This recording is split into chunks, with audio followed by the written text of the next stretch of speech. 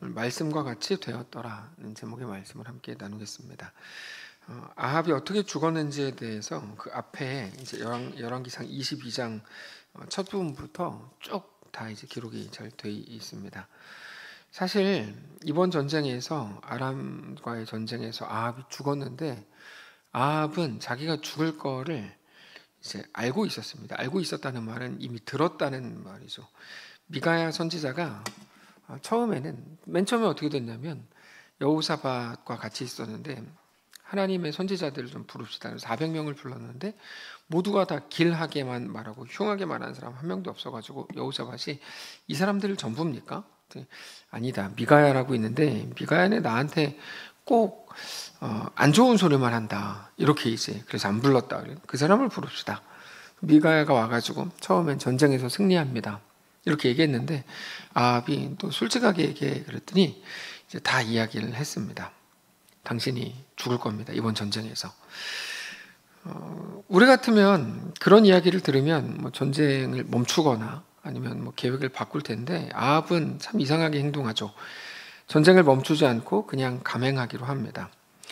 사실 하나님의 말씀을 들었을 때 아합이 딱 한 번 겸비했던 적이 있습니다. 그때 하나님은 아합을 자랑하시기까지 했었어요.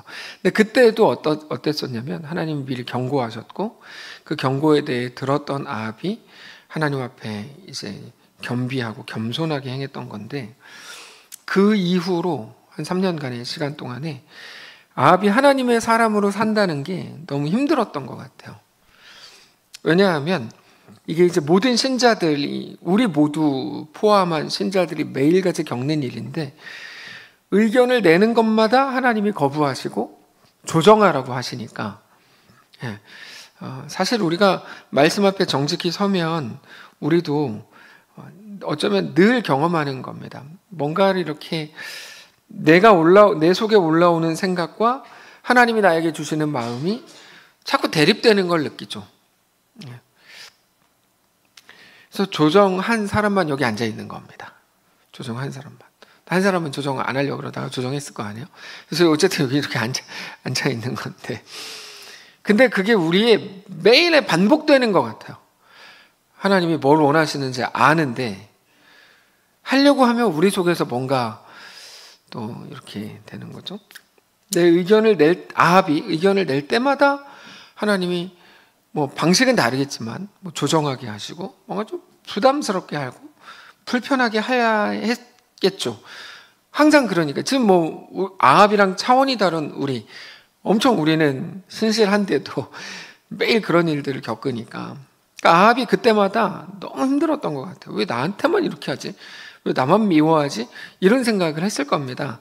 근데 그런 종류의 일은 아합에게 겪는 매우 특이한 일이 아니라 신앙생활을 하는 우리도 똑같이 겪는 일이죠. 우리가 잘 기억해야 되는 게 있는데 신앙은 하나님을 잘 믿어서 그 결과로 이 땅에서 복받고 잘 사는 그런 과정이 아닙니다. 신앙은 그런 과정이 아니고 신앙은 하나님 없는 삶이 익숙했던 우리가 하나님을 알게 되고 하나님을 믿게 되고 하나님께 익숙해지고 하나님 나라의 질서에 대해서 자연스러워지는 게 신앙입니다. 그거를 다른 말로 하면 하나님의 다스리심에 대해서 이제 엎드리게 되는 과정인 거죠.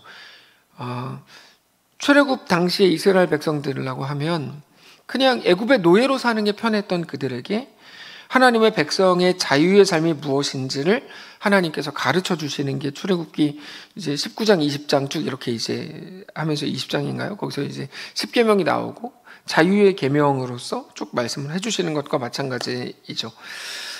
그러니까 하나님에 대해서 너무 처음에는 익숙하지 않고 너무 어색했던 우리가 하나님을 믿게 되면서 하나님 나라의 질서에 대해서도 매우 자연스러워지는 거. 그러면서 똑같이 반면 세상에 대해서는 어색해지는 거. 이게 이제 신앙입니다. 그러니까 신앙생활을 잘하고 신앙이 좋아지면 좋아질수록 세상에 대해서 어색해져야지 세상에 대해서 막 더 잔머리가 팍팍 돌아가고 그러면은 이거는 사실은 맞는 게 아닌 거죠. 그러다 보니까 하나님이 우리에게 계속해서 요구하시는 건 당연히 충성과 순종입니다. 왜냐하면 신앙이라는 게 하나님의 백성이 되어가는 과정이니까 당연히 하나님은 우리에게 계속해서 충성과 순종을 요구하시죠. 충성과 순종이라는 건 우리에게 자연스러운 반응일 수 없습니다. 굉장히 어색하고 하기 싫고 이런 겁니다. 우리는 늘 내가 더 편하고 싶고 내가 편하게 해놓고 그거를 합리화하고 싶어 합니다. 그래서 늘 핑계가 있고 언제나 변명이 있습니다. 근데 하나님이 요구하시는 것은 순종입니다. 순종이라는 말은 하나님의 다스리심 앞에 온전히 굴복하는 것을 말하죠. 그래서 우리는 순종에 대해서 시키는 대로 하는 게 아니고 하나님의 뜻 앞에서 내 뜻을 꺾는 행위다, 이렇게 이제 정의를 했습니다. 아합도 하나님 앞에 겸비한 이후에 그 과정을 지나고 있었을 겁니다. 근데 이번에는 그거를 이제 거부하기로 한 거죠. 아합이 거부하기로 한 거는 하나님의 다스리심을 거부하기로 한 겁니다. 자, 우리가 구원이라고 할 때 구원은 천국에 가는 티켓을 얻어내는 게 아니라 하나님의 백성이 되는 겁니다. 그거를 아합은 거부한 거죠. 하나님이 미가야를 통해 하나님의 뜻을 밝히셨는데 처음에는 미가야가 그거를 거부했죠. 미가야가 거부했죠. 처음에는 하나님의 말씀을 있는 그대로 전하지 않았고 거짓으로 전했지만 아합이 닥달하자 하나님의 뜻을 이제 전했어요. 그러니까 이제 아합은 뭘 해야 되냐면 하나님의 뜻 앞에서 자기 뜻을 꺾어내야 하죠.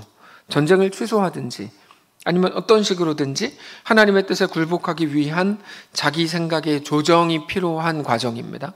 여러분 항상 그렇습니다. 신자의 모든 길에 없을 수 없는 것, 반드시 있어야 되는 게 이제 조정인데 아합도 조정이 있었어야 돼요. 근데 그렇게 하지 않고 모르겠다 그리고 하나님의 다스리심을 거부하기로 하고 그때부터 오히려 잔머리를 쓰기 시작하죠. 하나님의 백성이 되기를 중단하고 자기의 백성이 되기로 하죠. 결론적으로 그는 그 전쟁에서 죽었습니다. 근데 살았다 죽었다가 중요한 건 아닙니다. 왜냐하면 사람은 한 번 다 죽죠. 그러니까 그가 죽었다, 그게 엄청난 의미가 있는 건 아닐 겁니다. 다만 그가 하나님의 이끄심을 거부했고 스스로 그것으로 내가 하나님의 백성이 아니다라는 걸 증명했다는 게 중요합니다. 그랬던 아합의 행위가 참 재밌고 아주 기괴한데 일단은 계속해서 미가야의 말이 머릿속에 맴돌았어요. 자꾸 신경이 쓰였어요. 그래서 사람들이 자기를 노릴 거라고 생각하고 자기만 일반 군인의 변장을 하고 전쟁터로 들어갑니다. 그러면서 여호사밧에게는 왕복을 입으라 그러죠. 그러니까 자기 대신 네가 죽어 이렇게 한 겁니다. 근데 여호사밧은 현실적으로 아합에게 대항할 힘이 없었기 때문에 일진이니까, 일진은 멋있는 게 아니고 더러운 겁니다. 학교에서의 그 일진은 더러운 놈들인데 하여튼 아합이 일진이었기 때문에 대항할 힘이 없었고 그래서 여호사밧이 그 말을 따를 수밖에 없었죠. 어쨌든 아합의 모습을 보면 하나님의 뜻과 이끄심을 자기의 잔꾀로 피해갈 수 있을 거라고 생각했어요. 그러니까 하나님에 대해서 너무 몰랐던 거죠. 사람이 어떻게 하나님을 속입니까? 사람이 어떻게 하나님의 이끄심을 잔꾀로 피해갈 수 있어요? 말이 안 되는 거, 아예 말이 안 되는 거잖아요. 하나님은 우리 머리카락 숫자도 다 알고 계시는데, 그러니까 하나님에 대해서 아합이 진짜 너무 몰랐던 거죠. 가인도 그래요. 가인도 아벨을 죽여놓고 뭐라 그래요? 내가 아벨 지키는 사람입니까? 막 따지잖아요. 그리고 나중에 걸리죠. 이런 역사들이 계속 나오는데 그들의 특징이 있는데 하나님에 대해 모르는 거야. 하나님이 창조주라는 것과 자기가 피조물이라는 것, 그리고 창조주와 피조물의 관계에 대한 이해가 아예 없는 거죠. 그러니까 그냥 사람 속이면 나는 돼. 이런 식으로 생각하는 것과 똑같은 거야. 그러니까 하나님과 자기가 동등하다고 생각하는 것까지 갑니다. 그렇게 되면. 그래서 하나님한테 뭐라 그래요? 내 마음 좀 알아달라고. 여러분, 이게 사실은 하나님과의 질서가 다 깨진 사람들에게 나타나는 특징이에요. 하나님은 창조주고 우리는 피조물이라서 나를 좀 알아주세요. 이렇게 되는 게 아니거든요. 나에게 좀 설득을 당해주세요. 여러분, 하나님은 우리와 다릅니다. 우리는 불완전하지만 하나님은 완전하십니다. 우리가 하나님의 뜻을 꺾을 수가 없습니다. 오직 내가 내 뜻을 꺾어서 하나님께 충성하고 순종해야 되는 관계이고 그런 존재이죠. 그러나 그때 우리의 삶은 비로소 완전해지죠. 우리가 하나님의 백성의 삶으로 돌아갈 때 우리의 삶은 비로소 완전해집니다. 우리가 하나님의 백성으로 설 때 하나님의 이끄심과 다스리심 앞에 정말로 철저하게 굴복할 때 우리 속에 비로소 하나님 나라가 임하게 되죠. 아합은 그저 자기의 인생과 자기 왕국을 가지는 게 전부였습니다. 자기 왕국이라는 건 북이스라엘이라는 말이 아니고 내가 스스로 왕이 되어서 내 원하는 대로 이루어지는 그 왕국을 말하는 건데, 내가 아람을 어떻게 이기고 싶고, 내가 나봇의 포도원을 갖고 싶고, 그럼 가져야 돼. 이게 자기 왕국이거든요. 그러니까 누구도, 심지어 하나님마저도 자기에게 공감해 주지 않으면 하나님을 따르지 않겠다고 생각을 했고, 그렇게 자기의 욕심을 멈추지 않고 전쟁에 나가기로 하죠. 근데 그때 아람의 군대 지휘장관이 그 32명이 이미 회의를 하고 들어왔는데, 회의 내용은 오직 아합 하나만 죽인다였죠. 이게 어느 정도 실제적이었냐면, 처음에는 여호사밧이 왕복을 입고 돌아다니니까 여호사밧이 제가 아합이다. 저 사람을 죽이려고 하다가 여호사밧이 소리 지르는 거를 보면서 아합이 아닌 걸 알게 됐어요. 그러자 여호사밧을 쫓는 거를 멈추죠. 여러분, 전쟁에서 이렇게 하는 일은 없습니다. 일단 적국의 왕이면 어쨌든 죽이는데, 근데 그때는 여호사밧을 죽이지 않고 살았어요. 그러니까 이번 전쟁은 아합 촉출 작전이었다. 지난주에 설명을 드렸죠. 이건 아합 자신이 만든 일이었습니다. 그때 한 사람이 무심코 활을 당겨서 아합의 갑옷 솔기를 맞추죠. 솔기는 남자들의 주요 부위를 가리기 위해서 길게 늘어뜨린 천이라고 말씀드렸는데, 아합은 주요 부위를 화살에 맞고 죽었는데, 사실 어디 맞아서 죽었는지는 중요하지 않습니다. 사람이 어쨌든 죽었다는 게 중요한데, 이번에는 다르죠.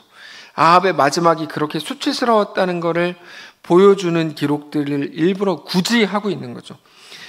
그것도 활에 맞자마자 즉사한 게 아니고 전쟁이 끝날 때까지 피를 너무 많이 흘려서 죽었으니까, 하여튼 아합의 죽음은 굉장히 비참한 죽음입니다. 아합이 죽은 게 알려지자 모든 사람들이 전쟁 끝났다 그리고 다 돌아갔어요. 이번 전쟁은 아합 한 사람을 죽이기 위한 전쟁이었죠. 근데 이 모든 일을 우리가 이렇게 사건별로 정리를 했지만, 이 모든 일에 대해서 성경은 딱 한마디를 하는데 정리를 38절로 이렇게 해요. 그 병거를 사마리아 연못에서 씻음에 개들이 그의 피를 핥았으니 여호와께서 하신 말씀과 같이 되었더라. 이거 바로 이겁니다. 여호와께서 하신 말씀과 같이 되었더라. 이게 결론입니다. 근데 이 말, 여호와께서 하신 말씀과 같이 되었다는 이 말은 이번 한 번만 나오는 표현이 아닙니다. 사실 이번 일만이 아니라 아합의 아내 이세벨이 죽을 때도 성경은 똑같이 기록해요. 여호와께서 하신 말씀과 같이 되었더라. 그리고 이세벨뿐만 아니라 다른 모든 일들에 대해서도 하나님의 말씀과 같이 됐습니다. 이거는 우리 인류 역사의 시작과 같이 이루어진 일인데, 창세기 1장을 보면 계속해서 하나님 빛이 있으라, 하나님의 말씀대로 되고, 궁창을 사이에 두고 물과 물로 나뉘어라, 모든 나무는 열매를 내라, 이렇게 말씀하실 때마다 모든 것들이 순종해서 다 그렇게 됐다고 기록이 되어 있어요. 여호와의 말씀하신 대로. 이게 창조된 이 세상의 질서이고 우리가 영원히 살게 될 하나님 나라의 질서라는 걸 알아야 됩니다. 단순하죠. 온전한 질서는 단순해요. 자, 말씀과 같이 되었더라. 이게 오늘 제목인데, 그래서 우리 이제까지도 그랬고 앞으로의 모든 일들도 말씀과 같이 될 겁니다. 그래서 그거를 예언이라고 부릅니다. 하나님의 말씀을 그래서 예언이라고 불러요. 예언은 미래에 일어날 일을 맞추는 거죠. 그게 예언입니다. 근데 말씀과 같이 된 게 왜 예언일까? 말 그대로 말씀이 현실이 될 것이기 때문입니다. 그래서 사실 우리도 모두도 마찬가지인데, 저는 모든 걸 다 맞출 수 있어요. 어떻게 맞추냐면 하나님의 말씀대로 될 거예요. 이게 단순하죠. 이 일이 어떻게 될까요? 하나님의 말씀대로 될 겁니다. 그러니까 우리가 모르지 않아요. 다 맞출 수 있어요. 다 맞출 수 있어요. 단지 흑성산으로 갈까요? 서운산으로 갈까요? 이런 거는 이건 맞출 것도 없죠. 그럼 로또 번호는 왜 못 맞춰요? 지금 바보가 아닌 이상 그런 질문은 안 할 겁니다. 모든 것은 하나님의 말씀대로 될 겁니다. 다른 모든 것들은 불완전하고 다 변해도 하나님의 말씀은 영원할 것을 우리가 믿을 때 하나님 말씀대로 되겠지. 그래서 성경에서도 선지자라는 말을 쓰잖아요. 이거는 먼저 미리 안 사람이라는 말이고, 선견자라는 말도 같은 말인데, 미리 본 사람이라는 말인데, 이것과 똑같은 게 예언자입니다. 예언자, 선견자 다 똑같습니다. 그 말은 마치 정해져 있는 어떤 일이 정해진 대로 됐다는 말이 아닙니다. 우리 삶은 그런 운명론과는 다릅니다. 다시 말해서 하나님의 말씀과 같이 되었다는 것도 정해진 수순을 따라 아합이 그렇게 됐다는 말이 아닙니다, 여러분. 이게 다만 하나님의 말씀대로, 하나님의 이끄심대로 된다는 말인데, 그 말은 세상의 그 어떤 것도, 그러니까 말씀과 같이 됐다는 말은 말씀이 가장 높은 권위를 가진다는 말이에요. 하나님 말씀이 어떤 것도 하나님의 말씀보다 올라설 수 없다는 말이죠. 그 어떤 것도라는 건 어떤 자연이나 어떤 힘이나 어떤 권세나, 뭐 일본 30년 안에 강도 9에서 8에서 9 이상의 그게 지진이 또 날 거다. 그럼 그때 뭐 몇만 명이, 30만 명이 죽는다고 일본 정부에서 발표했나? 뭐 그랬잖아요. 그다음에 지금 태국에서도 얼마 전에 미얀마 지진 때문에 막 건물 내리고, 우리나라도 뭐 산불 나고, 하여튼 뭐, 그러나 대단해 보이지만 어떤 자연도, 어떤 힘도, 어떤 권세도, 어떤 우연도, 어떤 지식이나 어떤 현재나 과거나 미래도 하나님보다 앞설 수가 없다는 거예요.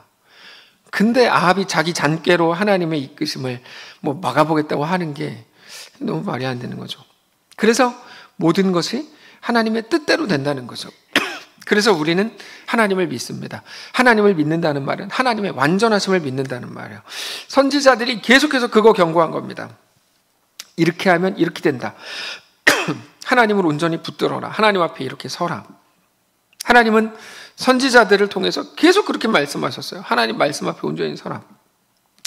하나님의 말씀이 마치 아무것도 아닌 것처럼, 우리가 웃어넘겨도 되는 것처럼 그렇게 할 게 아니라는 거죠. 이거는 따뜻한 물이 필요해서 그래요. 이거는 따뜻한 물이 필요해요. 자, 이거는 단지 구약이나 성경의 시대에만 있었던 일이 아닙니다. 단지 사회가 지금 뭐 변화가 되고 과학이 발달하고 그렇게 생활이 막 편해지다 보니까 우리가 다 잊어버리고 망각한 게 하나 있는데, 여러분, 우리는 매우 연약합니다. 우리는, 이건 비관론이 아니라 우리는 정말 매우 연약합니다. 우리는 오직 하나님께 붙어 있을 때 비로소 가치를 갖기 때문에 그렇습니다. 그러니까 우리가 사실 어떻게 보면 연약하지만 연약하지 않죠. 우리가 연약하다는 건 하나님 없이 연약하다는 거고, 우리가 연약하지 않다는 건 하나님께 붙어 있을 때 비로소 가치를 가진다는 말입니다. 하나님의 말씀은 오늘도 우리를 그렇게 가르치십니다. 하나님의 말씀은 늘 실제적입니다. 그래서 히브리서 4장 12절에 이렇게 되어 있어요. 한번 찾아볼까요? 히브리서 4장 12절. 히브리서 4장 12절을 보시면 이렇게 되어 있어요. 신약성경 356페이지, 히브리서 4장 12절. 하나님의 말씀은 살아있고 활력이 있어서 좌우의 날선 어떤 검보다도 예리하여 혼과 영과 및 관절과 골수를 찔러 쪼개기까지 하며 또 마음의 생각과 뜻을 판단하나니 지으신 것이 하나도 그 앞에 나타나지 않음이 없고 우리의 결산을 받으실 이의 눈앞에 만물이 벌거벗은 것 같이 드러난다. 여러분 기억하십시오. 오늘 우리에게 무언가를 말씀하실 겁니다. 하나님께서. 그러면 그게 우리에게 생각보다 무지 불편할 겁니다. 항상 그렇습니다. 아마 제자반을 하게 되면 거기 제자반에서는 정말 더욱 그런데, 거기는 대놓고 자기 생각을 조정하라고 이제 계속 강조를 하니까요. 생각보다 불편할 겁니다. 그건 마치 아합이 느꼈던 느낌과 같을 겁니다. 다만 거기서 아합은 하나님의 이끄심을 거부하기로 결정했던 것 뿐이고, 성경은 우리에게 그 모든 순간 하나님은 백성이 되라고 말할 뿐입니다. 하나님 백성이 된다는 건 하나님의 이끄심을 따르고 다스리심 앞에 엎드린다는 말입니다. 이제 우리 차례죠. 우리에게 성령이 임재하셔서 하나님의 말씀을 증언하셨을 때 우리가 어떻게 반응할 것인가 하는 거죠. 우리 삶의 최종 결론은 정해져 있습니다. 말씀과 같이 될 겁니다. 단 한 사람도 하나님의 말씀을 거스를 수 있는 사람이 없습니다. 모든 사람이 다 마찬가지입니다. 하나님의 말씀이 우리 삶에 반드시 실제가 될 거고, 그래서 모든 사람들이 마지막 날 하나님 앞에서 분명히 깜짝 놀라게 될 겁니다. 모든 것이 하나님의 말씀처럼 됐다는 사실 때문에 아마 다리가 후들거릴 겁니다. 단지 누가 더 잘못을 했고 누가 더 비난을 받아야 되고 그런 말이 아닙니다. 오늘 하나님의 완전하심을 믿고 우리의 인생 길을 걸어야 된다는 거죠. 우리가 걷는 이 길은 우리 혼자 따로 떼어서 어떻게 걸었는지 판단받고 평가받는 길이 아닙니다. 더 잘 걸었고 뭐 더 신실하게 걸으면 상 받고 더 잘못 걸었으면 벌 받고 이런 게 아니고 우리가 걷는 이 길에 대한 하나님의 목적은 너무 분명한데 하나님의 역할 때문입니다. 우리를 지으신 창조주 하나님은 우리를 완성하실 겁니다. 우리를 자라게 하셔서 우리와 영원히 함께 하시고 영원한 하나님 나라에서 거하실 수 있는 자들로 우리를 세우시고 하나님을 닮은 자들로 완성해 가실 겁니다. 그게 우리인 거죠. 근데 우리의 성격과 성향이 각자가 다 다르고 그렇기 때문에 우리에게 매우 특별하고 독특한 정황을 우리 각자에게 다 주신 거죠. 왜 하필이면 나한테 이런 예를 주셨습니까? 나이기 때문에 하나님이 그렇게 하신 거죠. 내가 아니고 다른 사람이었다면 그 사람에게 맞는 무대를 주셨겠죠. 그러니까 내가 잘못했으니까 그런 일을 겪어라고 말하는 것도 맞으면서도 사실은 너무 좀 유치한 말입니다. 우리 인생에 대해 그렇게 해석하는 건 약간 너무 어린아이 같은 해석일 뿐이죠. 내가 잘못했으니까 이렇게 내가 잘했으니까 뭐 복 받고 있어. 그렇게 가는 건 정말 어리석은 말일 뿐입니다. 우리가 어떤 하나의 일을 겪고 과정을 걷는다는 건 하나님이 그것을 통해 나를 하나님을 닮은 사람으로 완성해 가겠다는 거거든요. 그렇게 모든 일들을 그렇게 우리가 봐야 하는 거죠. 우리에게 주어진 모든 길을 바로 그 믿음을 가지고, 어떤 믿음이냐면 내가 해석하고 내가 생각하는 것과 다른 하나님이 여전히 이 길 위에서도 나의 주인이고 이 모든 것들을 통해 그것들이 합력하게 하여 나를 하나님을 닮은 하나님의 백성으로 완성해 가신다고 하는 하나님에 대한 믿음을 가진 자로 걷는 거죠. 그래서 믿음이 아니면 사실은 어떤 것도 해석이 되지 않죠. 믿음이 아니면. 그러나 믿음을 가지고 하나님에 대해 알아가기 시작하면 우리는 모든 것들이 사실은 말씀 안에서 해석되죠. 다 세팅되어 있는 무대 위로 보냄을 받은 게 우리 인생이라고 전에 말씀을 드렸습니다. 예를 들면은 뭐 우리가 보는 드라마가 다 마찬가지죠. 그 드라마, 우리 각자 인생의 드라마로 우리가 이제 보내심을 받은 거죠. 거기서 우리는 하나님 앞에 온전히 하나님의 사람으로 자라나게 되고 세워져 가게 될 겁니다. 변화되는 거 하나도 없는 것 같은데요. 지난주에 나누었잖아요. 우리 겉사람은 낡아져서 우리 눈에 보이는 게 그게 전부라서 당신이 모르는 것뿐이지 우리 속사람은 하나님의 일하심은 날로 새로워지고 있다는 것을 우리는 기억해야죠. 근데 여기다가 내가 보이는 게 뭐 전부니까 난 왜 뭐 가능성이 하나도 없어 보이니까 뭐 그렇게 뭐 떼쓰고 그렇게 뭐 하십시오. 그건 관계는 없습니다. 그렇다 그래서 뭐 하나님은 뭐 당신을 죽이는 것도 아니고 그렇게 해도 상관없습니다. 근데 사실 우리가 말씀을 안다면 아는 자로 들어가야지 되는 거예요. 아는 자로. 네. 그게 멋진 표현으로 하면 감당 못할 시험당함을 허락하지 않는다는 말의 의미입니다. 이거는 또 무슨 말이냐면 하나님이 그 무대에서 우리를 완전하게 하나님의 자녀로 완성시키실 거라는 말입니다. 네. 하나님이 아신다는 말입니다. 드라마죠. 우리 인생은 그래서 다 드라마이죠. 박보검이 드라마에 나와서 멋있게 한다 그래서 그 사람이 진짜 멋있겠어요? 제가 뭐 지금 질투하는 거겠어요?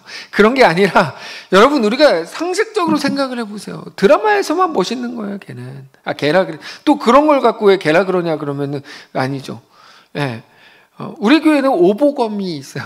말도 안 되는 소리죠. 근데 이제 여러분 박보검은 그 드라마에서만 멋있는 거예요.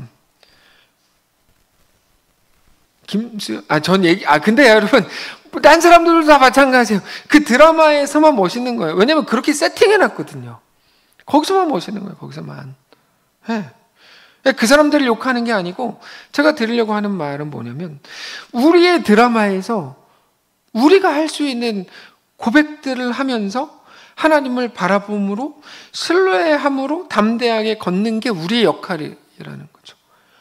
A라는 드라마를 만들어 놓고 또 이 과정을 통해 놀라운 하나님의 사람이 될 거야. 근데 뭐 거기서 잠깐 대본에도 없는 얘기들만 하고 그냥 곤란한 거죠. 그래서 나만의 매우 독특한 그 무대 위를 우리는 걸어야죠. 그래서 전에도 자주 말씀드렸던 것처럼 9.11 때, 9.11 테러, 9.11 맞죠? 9.11 테러 때 뭐 하나는 뉴욕, 두 대가 뉴욕에 가고 하나는 어디로 갔죠? 거기 펜타곤으로 갔나요? 그다음 또 하나가 원래는 뭐 어디로 가는 거더라. 하여튼 뭐 딴 데로 가는 건 국방부인가 그걸로 가는 건데 거길 워싱턴으로 가는 건데 걸로 안 가고 펜실베니아 쪽에 있는 벌판으로 가서 폭파했죠. 나중에 사람들이 이제 생각한 거야. 물론 다 이해하지만 펜실베니아에 가서 자기들끼리만 죽은 사람들은 그게 이제 다 녹음돼서 나왔거든요. 우리 갑시다. 우리 저 사람들을 제압하러 갑시다. 이렇게 녹음이 돼서 그 사람들이 이제 자기들끼리 죽었고 다른 사람들은 그 테러범들에게 어차피 죽을 건데 테러범들에게 꼼짝 못 해가지고 가만히 있다가 쌍둥이 빌딩 한 대, 두 대 받고 더 많은 사람들이 죽고 뭐 이런 일들이었는데 그 중에 딱 한 대의 비행기에서만 저항이 있었고 거기에서만 자기들끼리 벌판에서 죽었죠. 9.11 때. 그러니까 그런 거죠. 거기 안에 같은 무대 위에 있었던 사람들이 다른 행동과 다른 말들을 할 수 있었다. 우리에게 주어진 어떤 우리만의 특별한 무대 위에서 우리는 신자의 고백을 할 수 있고 신자의 결정을 할 수 있는데 우리의 아픔이 지금 있으시다면 그 아픔은 죽을 때까지 가진 않을 거거든요. 지금 상황이 죽을 때까지 가진 않죠. 당연히 계속 상황이 바뀌고 시대가 바뀌고 뭐 계속 바뀔 텐데 그러니까 지금 있는 상황은 매우 독특한 내 인생에서도 독특한 어떤 순간일 텐데 그때 내가 그 자리에서 할 수 있는 믿음의 고백들을 하는 게 우리에게 요구된 하나님의 요구라는 거죠. 오늘 아침인가 어젠가 하여튼 승무원 이야기 제가 잠깐 들었는데 그 분이 외국 분인데 한국인과 일본인과 중국 사람들을 이제 그 구분한 승무원 이야기를 들었어요. 한국인들 이 비행기를 탔을 때 승무원이 물을 이렇게 엎질렀대요. 승무원 그 한국인한테. 그럼 한국인은 이렇게 한대요. 처음에 화를 낸대요. 화를 내면 승무원이 미안하다고. 그러면 화가 누그러져서 내릴 때 내가 아까 화내서 미안하다고 이렇게 한대요. 근데 딱 저는 뭐 화내지 않죠. 저는. 근데 이제 제가 만약에 화를 내도 저 마지막에 네, 미안하다고 이렇게 이제 할 것 같아요. 한국인. 근데 일본인들은 미안하다 그러면 괜찮다고 이렇게 하고 일주일 후에 홈페이지 가서 컴플레인을 건대요. 나쁜 놈. 자 그렇게 한대요. 근데 중국인은 물을 흘리면 일단 화를 낸대요. 그리고 나서 미안하다 그러면 귀에다가 대고 나 비즈니스로 업그레이드 시켜줘. 이렇게 이제 한대요. 그래서 이제 그렇게 업그레이드된 좌석으로 타고 간다. 이게 이제 그 승무원이 한 말이에요. 한국인, 일본인, 중국인이 다 다르다. 근데 그러면서 생각해 봤어요. 우리한테 사실 특별한 이야기죠. 모든 일들은 다 특별한 이야기입니다. 이게 다 일상인 것 같은데 그렇지 않습니다. 우리 모든 일은 사실 다 일상입니다. 우리가 가다 길 넘어질 수도 있고 아니면 뭐 어떤 일을 당할 수도 있고 근데 매우 독특한 누구는 뭐 일상이라 그러고 아무것도 아니라고 하지만 그러고 보면 드라마 이야기도 아무것도 아니죠. 근데 그 상황에서 내가 어떻게 반응하고 특별히 내가 어떻게 하나님을 신뢰하는 자로 거기서 대응할 수 있는가 하는 문제인 거죠. 여러분 더 멋있게 하십시오. 우리 더 멋있어질 수 있습니다. 근데 전혀 멋있어지지 않고 그냥 뒤에서 그냥 똑같이 아니면 뭐 이렇게 하는 거는 사실은 좋지 않죠. 오늘 우리의 모든 삶의 그러면 이제 이렇게 질문할 수 있는데 못난이가 그러면 내 삶이 좋아집니까? 이렇게 아니 좋아지죠. 당연히 말씀과 같이 되었더라. 그리고 우리의 삶의 핵심 주제는 상황의 변화가 아니라 그 속에서 하나님을 믿는 자로서의 믿음의 고백이 신앙이라고 아까 말씀을 드렸기 때문에 이거는 뭐 넘어갈 수 있습니다. 그렇게 오늘 하나님의 말씀을 붙드는 것을 우리가 선택해야 합니다. 뭐가 어떻게 될지 모르는 세상이죠. 그래서 무엇을 선택해야 될지 보이는 세상을 선택해야 될지 보이지 않는 하나님을 선택해야 될지 누구나 다 고민합니다. 그러나 오늘 우리 속에서 최종 결론에 대해서 확인하시기를 바라고, 말씀과 같이 되었더라죠. 그렇게 하나님의 사람으로 우리 믿음을 가지고 우리 각자에게 주어진 모든 현실과 그 정황 속을 이제는 그 속에 서 있게 되시길 바랍니다. 사람들이 하나님을 선택하지 못하는 이유는 확실하지 않다고 느끼기 때문입니다. 그러나 이제 하나님을 믿고 바라보시기를 바랍니다. 우리가 믿는 하나님이 죽은 하나님이 아니고, 우리가 지금 스스로 자기 최면을 거는 것도 아니고, 우리는 실체이신 하나님을 믿고 섬기고 우리 인생을 드리고 있는 중입니다. 여호와께서 하신 말씀과 같이 되었더라. 이것을 기억하면서 하나님의 사람으로 오늘 또다시 세워지는 거룩한 날 되시기를 주님 이름으로 축복합니다. 찬양합시다. 우리 살아가는 모든 날들이 다 주의 숨결 속에 지어졌으니 이제 모두 모여 다 주를 찬양해. 그는 영원토록 찬양 받으실 주. 우리 믿음으로 가사를 고백하겠습니다. 우리 살아가는 모든 날들이 다 주의 숨결 속에 지어졌으니 이제 모두 모여 다 주를 찬양해. 그를 영원토록 찬양받으실. 다시 한번 합시다. 우리 살아가는 모든 날들이, 우리 살아가는 모든 날들이 다 주의 숨결 속에 지어졌으니 이제 모두 모여 다 주를 찬양해. 그는 영원토록 찬양받으실 주. 우리 함께 찬양하며 걸어가리 길. 우리 발걸음 그가 이끌어주시리. 잠시 넘어져도 낙심치 말 것을 시작하신 우리 주. 우리 눈 감고 고백합니다. 우리 함께 찬양하며 걸어가리 길. 우리 함께 찬양하며 걸어가리 길. 우리 발걸음 그가 이끌어주시리. 그가 이끌어주시리. 잠시 넘어져도 낙심치 말 것을. 넘어져도 낙심치 말 것. 시작하신 우리 주, 그 끝을 이루어 주시리. 끝을 이루어 주시리. 여러분, 오늘 말씀을 붙들고 함께 기도하기를 원합니다. 우리 삶은 매우 독특하고 아주 특별한 의미를 가진 일들로 꽉 차 있습니다. 왜 그렇게 설명할 수 있냐면, 뭐 별일 없네요. 아침에 일어나가지고 밥 먹고 일하고 학교 가고 공부하고 그랬는데요. 아니요.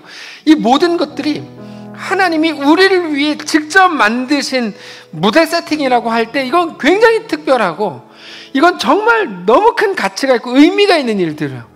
왜 하필이면 내 인생이 이렇게 재수없게, 그거는 잘못된 말이에요. 하나님이 누군지 모르기 때문이에요. 여러분, 하나님이 사람을 6일째 창조하시잖아요. 왜 그렇다고 다들 이야기하죠? 사람이 살 수 있는 조건들을 미리 다 만들어 놓고 사람을 지으셨다. 이거 우리가 다 잘 알고 있는 겁니다. 지금 오늘 우리 인생도 그와 같습니다. 하나님 우리를 얻으시기 위해 우리 인생을 가장 정교하게, 가장 완전하게 세팅해 놓으신 거죠. 이걸로 뭐가 되는데요? 하나님 말씀과 같이 될 거예요. 말씀이 뭔데요? 우리는 하나님의 온전한 백성들로 세워질 거예요. 하나님 닮은 완성형으로 될 거예요. 그래서 우리가 뭐 할 수 있습니까? 여러분, 그래서 우리는 그 자리에서 믿는 자로 반응할 수 있어요. 하나님께 우리는 지혜를 구해야 돼요. 하나님의 뜻대로 살기를 원합니다. 더 멋있는 고백들을 하기를 원합니다. 내 인생은 이렇게 재수가 없어서 비행기에 이렇게 붙들려가지고, 거기서도 존귀함이라는 게 나올 수 있어요. 하나님이 우리에게 요구하시는 게 그걸 겁니다. 너 인생은 정말 특별하다. 뭐가 그렇게 특별해요? 내 아들 독생자 예수를 널 위해 내어주고 너를 살리기 위해 십자가 죽음에 내어줄 만큼 너는 매우 특별하다. 아침 경건회 때 포도원이 농부에게 소중해진 이유에 대해 말씀드렸죠. 농부들이 막 다 죽이고 그러다 마지막 아들까지 죽이죠. 포도원 주인의 아들. 그제서야 그때는 엄청나게 포도원 주인에게 있어서 포도원이 의미고 가치 있고 소중한 어떤 것과도 바꿀 수 없는 존재가 됐다고 말씀드렸어요. 그 우리들입니다. 우리 각자의 인생은 어쩌다가 만들어진 비빔밥 같은 게 아닙니다. 매우 정교한 하나님의 이끄심과 하나님의 간섭이 있는 삶입니다. 하나님, 내 삶이 존귀한 것을 다시 깨닫게 하시고 하나님 앞에 온전히 나아가게 하시고 그렇게 주님을 닮아가고 하나님을 사랑한다는 믿음의 고백들로 넘쳐나는, 그래서 너무 평범한 인생 같은 시간이지만 아니요, 가장 특별하게 가장 주님을 뜨겁게 사랑하는 고백들로 채워가는 우리의 삶이 되게 하시옵소서. 조용히 묵상하면서 우리 삶을 두고 1분간 기도하고 마치겠습니다. 기도합시다. 살아계신 하나님, 자, 붙드시길 원합니다. 주님,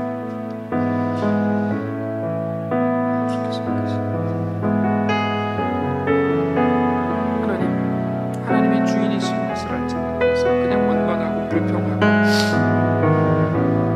그랬던 나를 불쌍히 여겨주시고 이제 주 앞에 온전히 나아가 너무 평범한 일상이 아니라 누구도 관심 갖지 않는 그런 인생이 아니라 가장 존귀하고 매우 특별하고 가장 가치 있고 가장 영광스러운 일,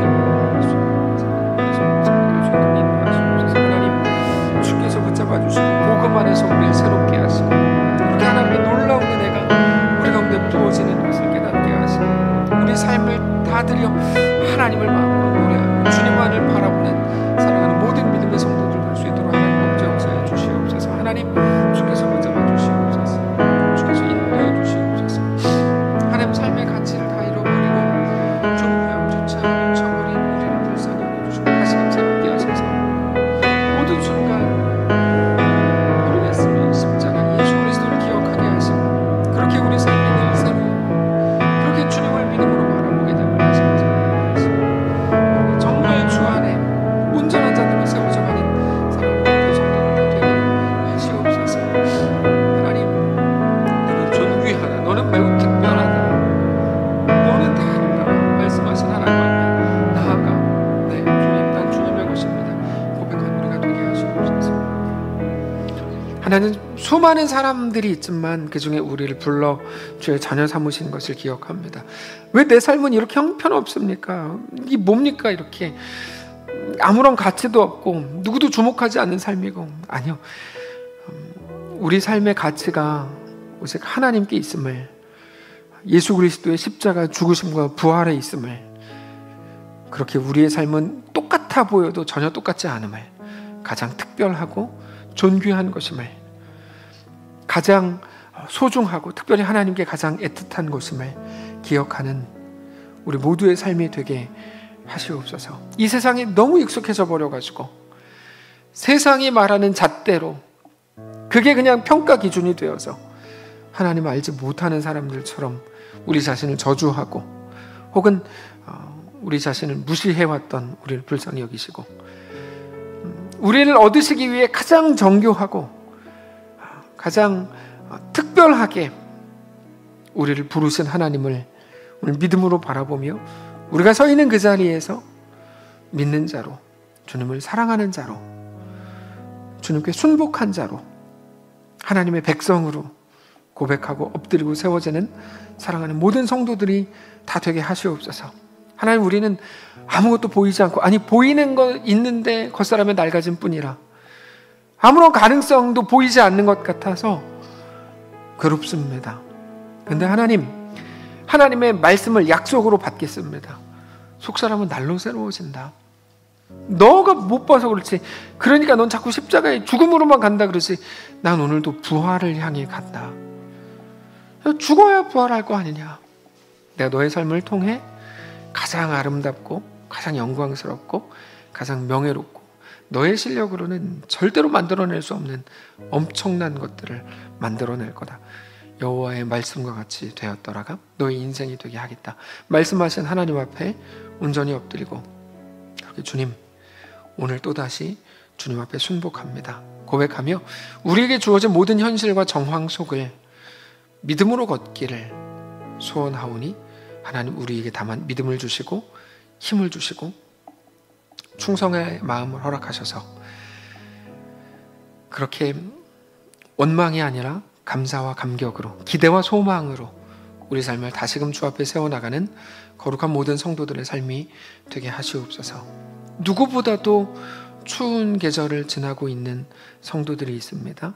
그들을 위로하시고 그들을 찾아가셔서 힘을 주시고 세상 어떤 말과 어떤 사람과 어떤 공감과 어떤 위로로도 갖지 못했던 진정한 따뜻함을 누리는 사랑하는 모든 성도들이 되게 하시옵소서. 우리 주인 되신 살아계신 우리 주 예수님의 이름으로 기도합니다. 아멘. 하늘에 계신 우리 아버지여, 이름이 거룩히 여김을 받으시오며 나라가 임하시오며 뜻이 하늘에서 이루어진 것 같이 땅에서도 이루어지이다. 오늘 우리에게 일용할 양식을 주시고 우리가 우리에게 죄진 자를 사하여 준 것 같이 우리 죄를 사하여 주시고 우리를 시험에 들게 하지 마시고 다만 악에서 구하시옵소서. 대개 나라와 권세와 영광이 아버지께 영원히 있사옵나이다. 아멘.